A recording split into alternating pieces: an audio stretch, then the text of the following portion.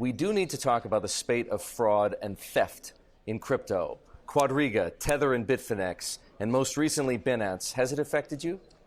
Listen, it's not good for the whole ecosystem.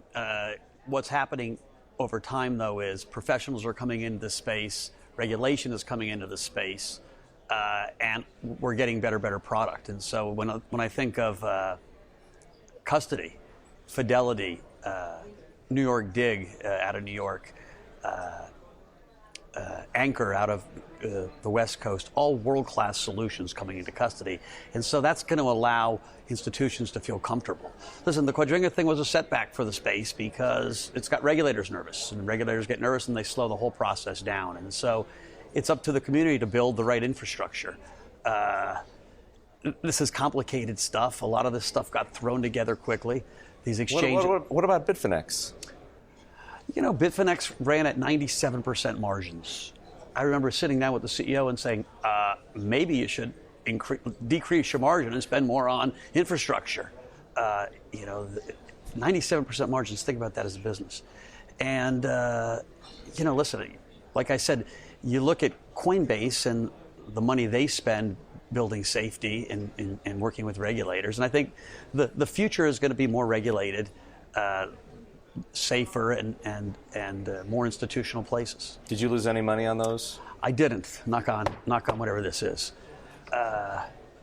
Listen, what happened last night with Binance, in some ways they responded quickly. It was a hot wallet. They got shut down. They had reserves to pay out the investors. No one lost any money. But if this weren't fraud, you'd almost have to call it comical, right? This what's going on. You said yourself in a recent tweet, the herd won't come until we all operate with transparency and professionalism. Why would any institution invest in this asset class if the evidence suggests that on any given day, your money could disappear in a puff of code? Well, a puff of code, that's good. Listen, it can't all disappear. Even in the aggressive exchanges, they keep only a small portion on what's called hot wallets would be accessible to hacks. And there's insurance. And so, again, loud and clear, no one lost a cent last night. Still not good for the space. We need more transparency and we need more professionalism. And that's coming. What if Facebook gets into this business? I think it's a stunningly important thing. I think it's a good thing for the entire space. So listen, what's been happening is the herd is slowly coming along, right? Yale got in, Harvard got in, Stanford got in, more and more endowments are getting in.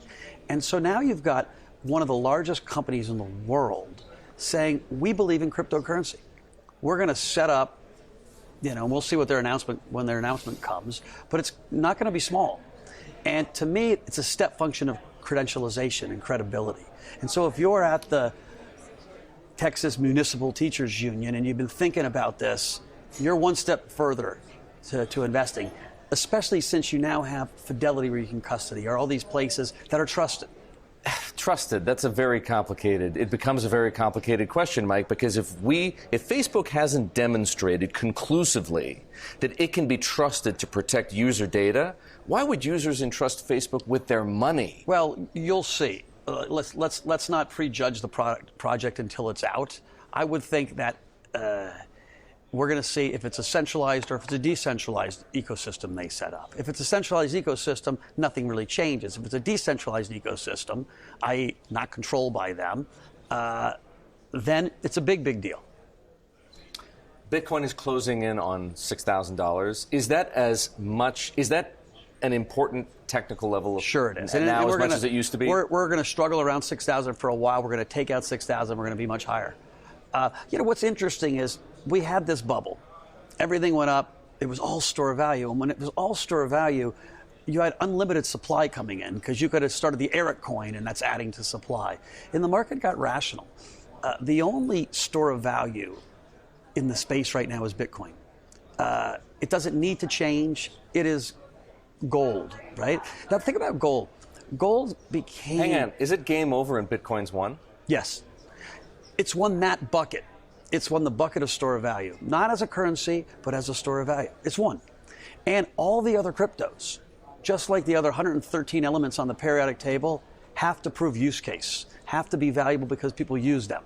And so if it's Ethereum or EOS or Definity or Hashgraph or any of these Litecoin guys or whatever, being Web 3.0, they need two things to happen. They need to be used, and so you got to put people in the room, programmers, entrepreneurs, developers. So it doesn't matter that you can't buy anything with Bitcoin. You can't buy anything with gold. What have you bought with gold in your whole life? You know I haven't bought anything with gold. You know, maybe you get a gold coin and you save it. Bitcoin is a store of value. And listen, the Incas and the Aztecs thought gold came from God. That's why it was a store of value. There's something magic that happened. It's not the code, right? Me and you could take the code of Bitcoin. It's transparent, and we could launch it tomorrow and call it Schatzker coin, and it would be worth bupkis, right? But Bitcoin's worth $100 billion. It's the social construct that makes it worth $100 billion. And it's hard to repeat that. And so it's pretty freaking cool. But that, and now I see people all believing it. And so it's a self-fulfilling prophecy in lots of ways. And so Bitcoin, I feel better about Bitcoin today than I have at any time in my career. And the rest of the space, listen, I was just out in San Francisco. The locus of this space is moving back around San Francisco and Silicon Valley. And I went to 5 different funds, VC/hedge funds. Each of them had some boy genius between 19 and 23 that had worked at the NSA or had graduated high school when they were 12. And I was thinking to myself, this space is pulling in the smartest kids of their generation. It's pulling in great entrepreneurs who are my age, people like Abby Johnson and Ross Stevens, and it's pulling in this young technical talent. And so I think it's a bullish environment.